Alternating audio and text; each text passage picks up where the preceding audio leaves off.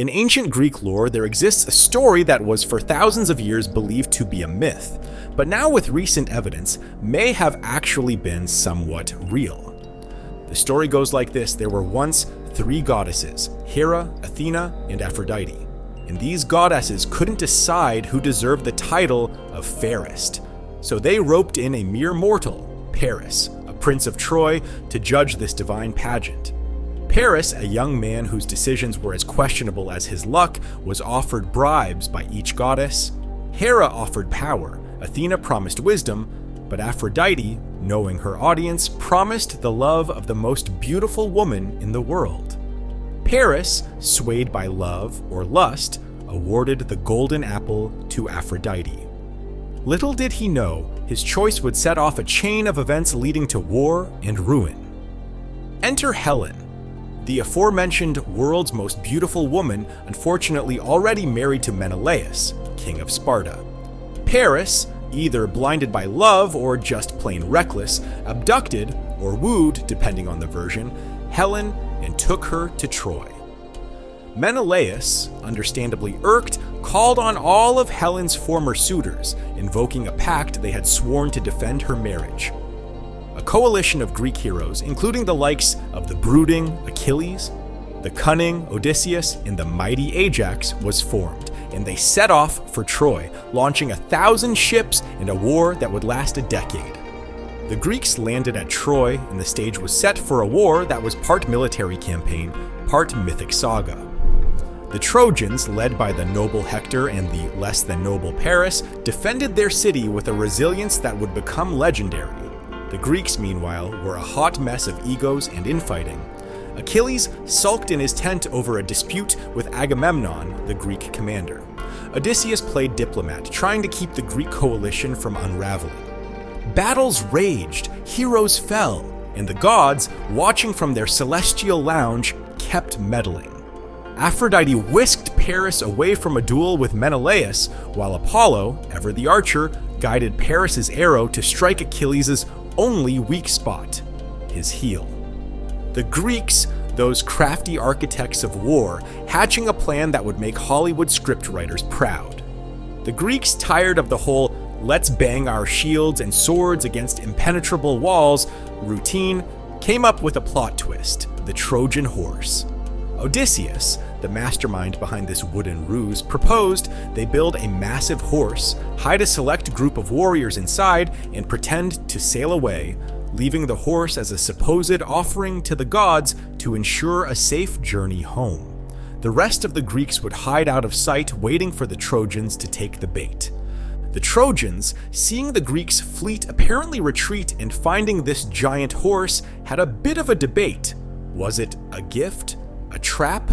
A new art installation? Despite the warnings of the cautious Laocoon and the prophetic Cassandra, both of whom were promptly ignored, the Trojans, in a decision driven more by victory euphoria than common sense, wheeled the horse into the city. Night falls on Troy, the city sleeps, and out pop the Greeks from their wooden hidey hole, opening the gates for their comrades waiting outside. What followed was less a battle and more a one-sided surprise party of doom. The city of Troy, caught off guard and unprepared, was overrun. The sacking of Troy was not a pretty sight. It was less of a victory celebration and more of a let's burn everything and take no prisoners kind of evening. Heroes and kings fell, with Priam, the venerable king of Troy, meeting a tragic end, and Hector's family suffering fates that would fuel tragedies for centuries to come. In the midst of this chaos, there were moments that would become legendary. Aeneas, a Trojan hero, shouldered his father and led survivors to eventually found what would become Rome. But that's a different epic. Helen, the face that launched 1,000 ships, was reclaimed by Menelaus, her feelings about the whole ordeal left to the imagination of poets and playwrights. As the flames consumed Troy, the Greeks learned that winning isn't always pretty, and the consequences of their actions would follow them. Odysseus, for instance, got a 10-year detour on his way home, filled with monsters, temptations, and a lot of soul-searching. But we will tackle Odysseus' story in another video. Anyways, this story of Legend of Troy for thousands of years was believed to be a myth, and for good reason. I mean, it starts out with some deities, and some of the characters like Achilles have superhuman-like powers. But what if at least part of the story was real? Picture this, the 16th and early 17th centuries, a time when the world was a vast, mysterious place ripe for exploration and discovery. Enter our intrepid heroes, Pierre Belon, a French naturalist with a flair for adventure, and Pietro della Valle, an Italian explorer with a penchant for the dramatic. Their quest? To find the lost city of Troy, a place more shrouded in myth than a Greek god at a masquerade ball. Belon, with his keen eye for detail and a notebook always at the ready, set off in the mid-1500s. He traipsed through the Mediterranean with the enthusiasm of a botanist in a new garden. But his search for Troy was more like trying to find a needle in a haystack, if the haystack was an entire countryside and the needle had been lost for a couple of millennia. Fast forward to the early 1600s and Pietro della Valle picks up the baton. Della Valle, a man who didn't just travel but did it with style, we're talking about a guy who sent letters back home that would put modern travel bloggers to shame, decided to have a crack at this Troy conundrum. He wandered through the same terrain as Belon, armed with ancient texts and a determination that would make Odysseus nod in respect. Now, let's be clear. Finding Troy wasn't like following a map to X marks the spot. It was more like piecing together a puzzle, except half the pieces were missing, and the other half were scattered across Europe in ancient texts. Our two heroes pored over works by Homer, Herodotus, and Strabo, trying to match descriptions of the legendary city with the terrain they traipsed across. Belon and della Valle both had their theories. They wandered through fields, climbed hills, and probably had more than a few "are we there yet?" moments. They examined ruins and artifacts, argued with locals, in a friendly, scholarly manner, of course, and scribbled notes that would make later historians eternally grateful. Despite their efforts, neither Belon nor della Valle struck gold. They didn't uncover the grand walls of Priam's Troy or stumble upon Helen's lost diary. What they did do, however, was lay the groundwork for future explorers. They showed that myth and history could intersect, that ancient texts weren't just fanciful tales, but could be guidebooks to the past. In the early 19th century, the pursuit of Troy's elusive location was akin to a historical game of hide and seek, and into this mix stepped Charles McLaren, a Scottish journalist with a knack for geology, history, and apparently mythical city hunting. McLaren wasn't your typical adventurer. He was more at home amidst papers and books than traipsing through ruins.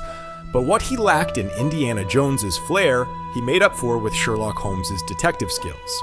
McLaren, armed with ancient texts and a geological compass instead of a whip, approached the search for Troy like a grand puzzle. In 1822, he published a paper that was less eureka and more, this could be interesting.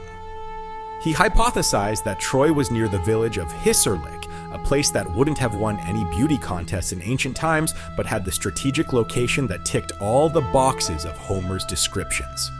McLaren's method was the armchair approach. He didn't actually visit the site, preferring the comforts of his study in Edinburgh to the rough hills of Anatolia. This was armchair adventuring at its finest. The beauty of McLaren's contribution to the Troy hunt was that he turned the search from a wild goose chase into a scientific inquiry.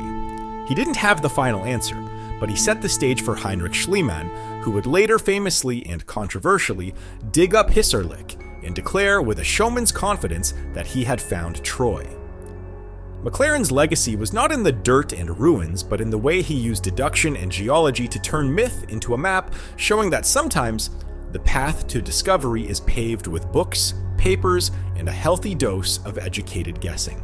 Heinrich Schliemann's quest for Troy was like a blockbuster movie script penned by a dreamy archaeologist, a self-made millionaire with a childhood dream and the subtlety of a bull in a china shop. Schliemann was convinced he could find Troy, the city many still believed was just a figment of Homer's imagination.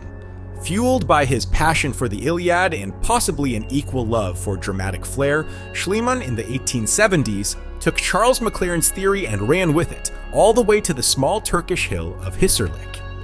Armed with a pickaxe, a questionable methodology, and the kind of enthusiasm that would make lesser men balk, Schliemann started digging. And dig he did with the finesse of a treasure hunter rather than the precision of an archaeologist. He tore through layers of history like a kid ripping through wrapping paper, searching for the prize inside. His approach horrified some contemporaries, but Schliemann had his eyes on the prize. In his eagerness, he bulldozed through important historical layers, but amidst the chaos, he uncovered remarkable treasures, including a cache of gold he triumphantly dubbed Priam's treasure. Schliemann's claim that he'd found Troy was met with skepticism, intrigue, and a bit of eye-rolling. But his discoveries turned the academic tide, transforming myth into a tangible reality, albeit a reality wrapped in the controversy of his methods. Since 2013, the search for and study of Troy has resembled less of an Indiana Jones adventure and more of a CSI episode, albeit with more pottery shards and ancient texts than DNA evidence. This isn't the swashbuckling archaeology of the past. It's a meticulous, scientific affair where every fragment of pottery, every remnant of a wall, is a clue in piecing together the daily life, culture, and history of what we think was Troy. The recent approach to Troy is a multidisciplinary affair. Archaeologists, historians, geologists, and even botanists join forces to unearth the secrets of this ancient city. They use technologies like ground-penetrating radar and computer models to non-invasively explore and map the site. Unlike the treasure hunting days of Schliemann, the goal now isn't just to find spectacular artifacts, though, let's be honest, they wouldn't say no to a bit of gold or two. It's about understanding the people who lived there, how they interacted with their environment, and how the city evolved over time. It's archaeology meets anthropology meets detective work. This recent phase of exploration has also involved a fair bit of re-examination of previous findings. With new tools and perspectives, today's archaeologists are like historical detectives revisiting an old case. They're piecing together a more nuanced and accurate picture of Troy, one that blends myth, history, and a wealth of archaeological data. The search for Troy from 2013 onwards shows that the quest for understanding our past is never really finished. It's an ongoing dialogue between the present and the past, with each new discovery adding a piece to the ever-evolving puzzle of human history. The debate over whether the existence of the city of Troy makes the legend true is like a lively dinner party discussion that's been going on for centuries, where the guests are historians, archaeologists, and literature enthusiasts, each armed with a glass of wine and a pet theory. On one side of the table, you have the "it's all true" camp, enthusiastic folks who see every potsherd and wall remnant at Hisarlik as proof that Paris, Helen, and the Trojan horse were as real as the wine in their glasses. They argue that the discovery of a city matching Troy's description is like finding Cinderella's slipper, a perfect fit for the story. Then, on the other side, you have the skeptics, the party poopers of ancient history who caution against mixing up myth and fact. For them, finding Troy is like finding New York and then assuming Spider-Man is real. They argue that just because a city existed where Troy was said to be, it doesn't mean Homer's epic was a documentary. The Iliad, to them, is less historical record and more a Bronze Age Game of Thrones. Great storytelling, perhaps some historical kernels, but not a history textbook. In the middle of this lively debate are the moderates, trying to enjoy their dinner while navigating between the "it's all real" enthusiasm and the "hold your Trojan horses" skepticism. They suggest that maybe the legend of Troy, like many myths, has a basis in real events. Perhaps a real war that happened, which over centuries got a Hollywood-style makeover by poets and storytellers. This group is like the culinary fusion chefs of history, blending a bit of fact with a dash of fiction, creating a palatable historical narrative.